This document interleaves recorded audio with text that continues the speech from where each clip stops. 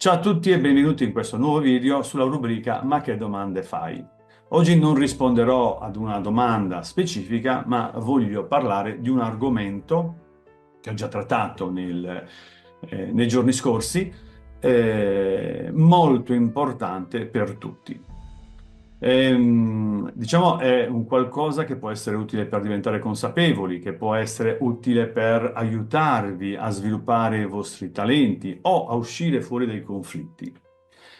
Se ti piacciono questi argomenti, rimani fino alla fine perché vedremo qualcosa che può veramente aiutarti, a sviluppare, a togliere fuori il meglio di te.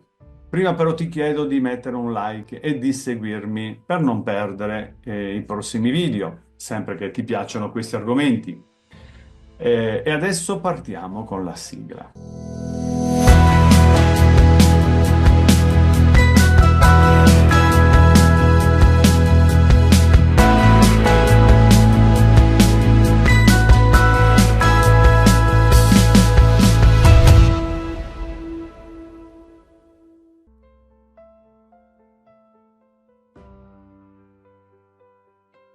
Eccoci qui con un nuovo video diverso dagli altri. È come una piccola lezione, voglio presentarti questo concetto. Si tratta della piramide dei livelli logici o neurologici, un concetto che ha sviluppato Robert Dills su studi fatti da Gregory Bateson. Ok?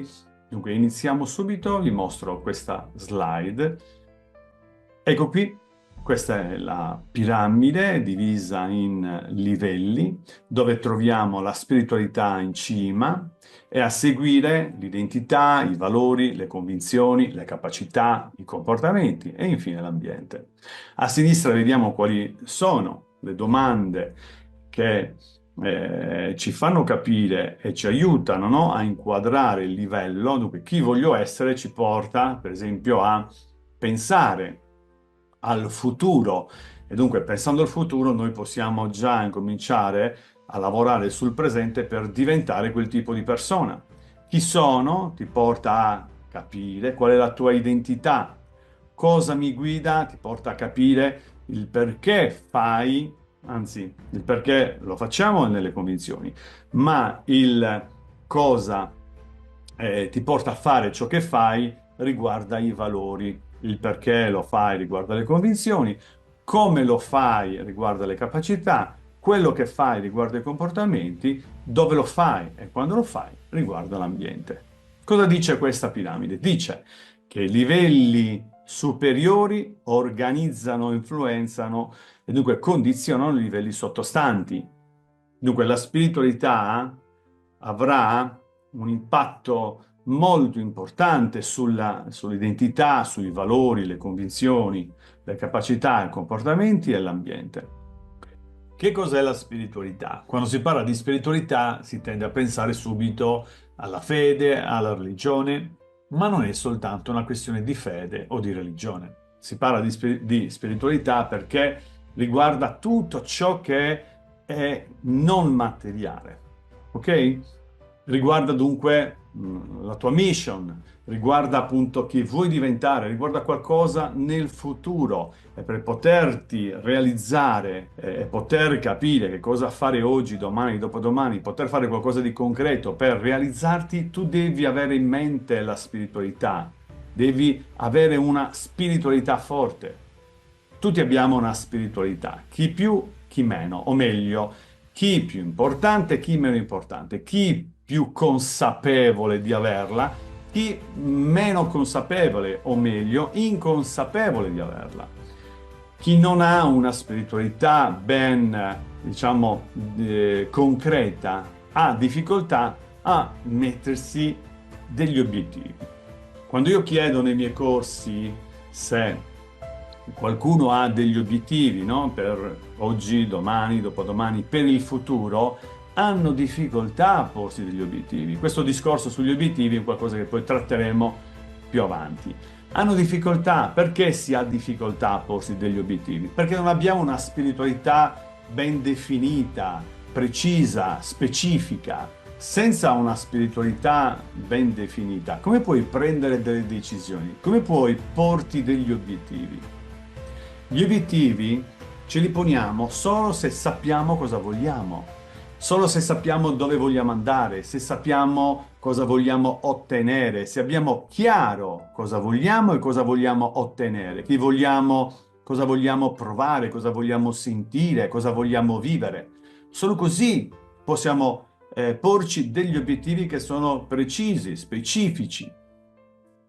Ma se non abbiamo una spiritualità ben definita, non abbiamo degli obiettivi, non possiamo porci degli obiettivi, anche se l'essere umano evolve, progredisce grazie agli obiettivi. Dunque, li avremmo gli obiettivi, ma anziché porceli noi, anziché avere degli obiettivi che partono dal nostro potere, no, di creazione, di realizzazione, saranno obiettivi posti dagli altri, dalle circostanze e dagli eventi. Dunque, ecco, qui mi ricollego al discorso dei problemi. Chi vuole avere problemi?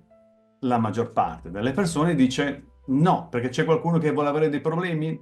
Ecco, perché non vogliamo avere dei problemi? Perché i problemi che non vogliamo non sono problemi che abbiamo scelto noi, sono problemi che vengono da non avere una spiritualità, dal non avere degli obiettivi. Comunque, andiamo avanti. Qual è il problema? Uno dei problemi più importanti, anzi, uno dei, diciamo, degli sbagli che noi facciamo è confondere l'identità con i comportamenti. L'identità, non so se ricordate la mappa che vi ho mostrato nei video che ho già fatto, l'identità ha a che fare con la personalità profonda. I comportamenti hanno a che fare con il giorno di nascita. Dunque, se noi confondiamo l'identità con i comportamenti, questi livelli non, diciamo, non interagiscono, non funzionano, non sfruttiamo appieno tutte le potenzialità dal vivere, diciamo, questa piramide al meglio. Ok, questa piramide nel modo corretto. È importante capire uno degli errori più importanti che facciamo, confondere l'identità col comportamento. Noi non siamo ciò che facciamo. Molte persone si identificano con il lavoro, dunque ingegnere, dottore, e lo dicono, sono il dottore, sono l'ingegnere, sono questo, sono quello. Oppure si identificano con un sintomo, con una malattia, con un comportamento del tipo sono timido. Noi non siamo la nostra timidezza, noi non siamo la nostra malattia, non siamo diabetici, abbiamo il diabete, abbiamo dei comportamenti, ma non siamo il nostro comportamento. Ok? Dunque, un problema di base è proprio il confondere questi due livelli, l'identità e i comportamenti. Faccio un altro esempio per comprendere meglio, no? Per capire che l'identità è molto importante sui valori, sulle convinzioni, sulle capacità, sui comportamenti e sull'ambiente. Prendiamo una persona a caso, no? Un dottore o un ingegnere. Lo prendiamo, no? Da casa sua in elicottero e lo buttiamo in mezzo ad una foresta. Cosa succede? Che la sua identità svanisce. Lui non è più un ingegnere, non è più un dottore, non è più un avvocato, ma sarà una persona dispersa in mezzo alla foresta. Non gli servirà più l'identità che ha acquisito prima di essere catapultato in mezzo alla foresta. Avrà una nuova identità e dunque avrà anche nuovi valori. Se prima i valori si riferivano comunque all'identità di dottore, di avvocato, di ingegnere, i nuovi valori saranno relativi alla sua nuova identità. Dunque i valori saranno di protezione, di difesa, di sicurezza, no? Perché? Perché i nuovi valori saranno necessari per la nuova identità che ha assunto. I valori che cosa sono? Sono ciò a cui noi diamo importanza, che vogliamo vivere, sentire, provare nella vita. Amore, amicizia, condivisione, passione, sicurezza, no? Sono tutti i valori che per noi, anzi che noi, prendiamo in considerazione quando decidiamo di fare qualcosa. Dunque, le scelte che noi facciamo, no? I comportamenti, saranno una conseguenza, dei valori che noi abbiamo scelto. Perché quei comportamenti ci faranno vivere, ci faranno provare le emozioni, le sensazioni correlate appunto a quei valori. Se noi scegliamo come valore l'amicizia, le nostre decisioni, no, le nostre scelte sull'amicizia saranno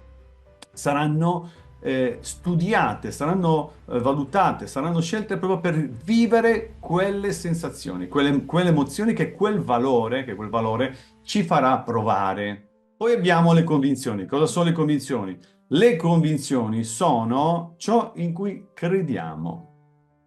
Anche qui le nostre scelte saranno una conseguenza di ciò che noi crediamo. Crediamo sia possibile, crediamo sia fattibile, crediamo sia vietato, crediamo sia permesso, crediamo sia giusto, crediamo sia sbagliato. Insomma, le nostre azioni sono condizionate dalle condizioni, da ciò che crediamo o non crediamo. Ok? Dunque, dopo le condizioni ci sono le capacità.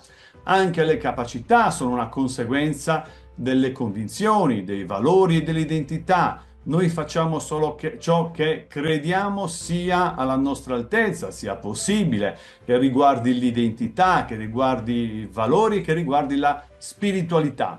Ok? Dunque i comportamenti saranno una conseguenza di tutto quello che abbiamo detto prima. E così l'ambiente.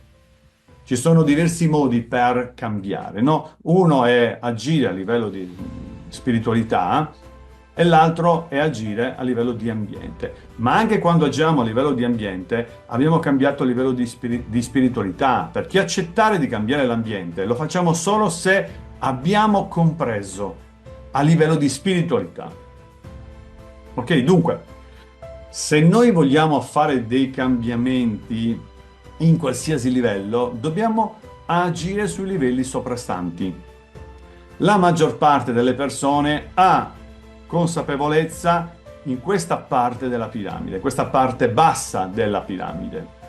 Quando si parla di valori, quando si parla di identità, le persone devono fermarsi, devono pensarci e hanno bisogno anche di rifletterci e anche tanto, perché molte volte non sappiamo veramente che cosa ci rende felici, che cosa ci dà gioia, che cosa vogliamo vivere. Non sappiamo nemmeno che cosa vogliamo fra 4, 5, 10, 20 anni. Noi siamo talmente impegnati, talmente coinvolti nei problemi di tutti i giorni che non abbiamo neanche il tempo per fermarci 5 minuti e a riflettere o per riflettere su queste cose, su questi argomenti, per farci queste domande. A cosa può esserci utile questa piramide? Intanto capire che dobbiamo lavorare sulla spiritualità, perché lavorando sulla spiritualità ci formiamo un'identità, l'identità che desideriamo, non un'identità che si è formata da sola, o meglio, non è proprio da sola, siamo noi che ci siamo creati questa identità che abbiamo oggi. Ma se non ci piace l'identità che abbiamo oggi, dobbiamo lavorarci sull'identità. E come ci lavoriamo sull'identità? Lavorando sulla spiritualità. Una volta che identifichiamo chi vogliamo essere e dunque lavoriamo sulla spiritualità, allora possiamo prendere delle decisioni, o meglio, possiamo porci degli obiettivi per diventare quella persona che vogliamo diventare. Ok? Dobbiamo metterci degli obiettivi e dunque dobbiamo sapere come metterci degli obiettivi.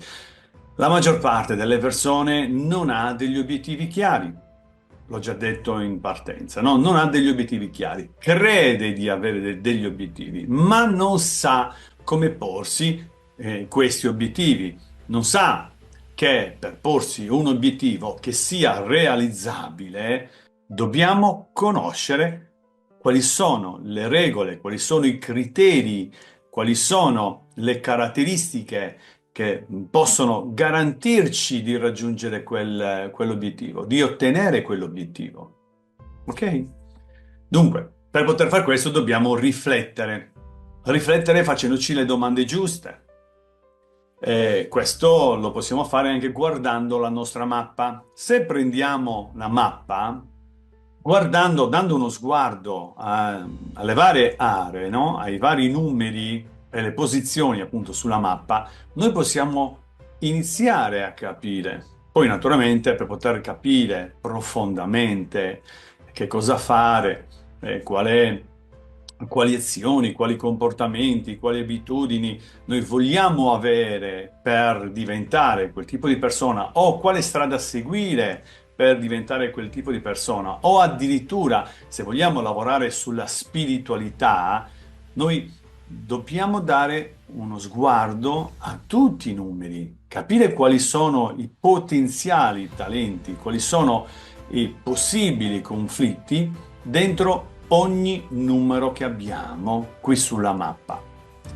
Le posizioni ci dicono a quale area appartengono, ci dicono, per esempio, il giorno ci dice che cosa ci piace, la personalità profonda ci dice chi siamo, che ci fa capire quali sono le nostre caratteristiche, che ci fa capire quali sono le nostre potenzialità, che ci fa capire che cosa in qualche modo condiziona il nostro essere. Qui è l'identità, qui ci sono i comportamenti. Questi altri numeri ci dicono, per esempio, questo ci dice come vogliamo vivere all'interno della nostra casa, della nostra famiglia, del nostro nido. Qui ci dice la relazione, che cosa vogliamo, no? O come vogliamo che gli altri si comportino con noi. Vanno naturalmente interpretati questi numeri. Questo è nell'ambito del sociale, dunque con gli amici, con le persone che non riguardano la nostra famiglia. Questo riguarda il lavoro, dunque tutte le caratteristiche che noi abbiamo che riguardano il lavoro. Poi c'è il progetto senso, poi abbiamo l'equilibrio, il strumento generale, insomma abbiamo tutta una serie di numeri che ci fanno capire come dovremmo comportarci per poter sfruttare appieno i nostri potenziali o per uscire comunque da quelle situazioni conflittuali che ci fanno star male. Cos'altro dire? Credo di aver detto tutto, mi manca ancora la parte degli obiettivi, ma è un argomento che tratterò prossimamente, è un argomento molto importante perché l'obiettivo ci permette di ottenere ciò che vogliamo. Ok? Molti purtroppo hanno difficoltà a porsi degli obiettivi perché confondono che cosa? Confondono l'obiettivo con il desiderio, con il sogno, con la meta, con lo scopo. L'obiettivo è qualcosa di concreto ed è qualcosa che hai già raggiunto sulla carta, naturalmente sulla carta, prima ancora di iniziare la prima mossa. Prima di fare la prima mossa, l'hai già raggiunto. E dunque, per poter aver raggiunto o garantirsi comunque il raggiungimento di quell'obiettivo, ci dobbiamo mettere l'obiettivo seguendo quei criteri che sono insiti nell'obiettivo. Senza di quelli l'obiettivo non lo possiamo chiamare così, lo possiamo chiamare desiderio, sogno, meta, scopo, eccetera, eccetera. Ok? Dunque, se ti è piaciuto questo video, ti chiedo di mettere un like e di seguirmi. Se l'hai già fatto, ti ringrazio. Grazie comunque a tutti per avermi seguito. Ci vediamo al prossimo video. Ciao!